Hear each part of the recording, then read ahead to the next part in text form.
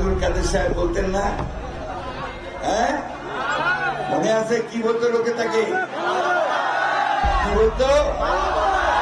জোরে বলেন। কোথায় মাঝখানে আমাকে বিদ্রুপ করে বলতেছিল যে আমরা পালাবো না, তাই না?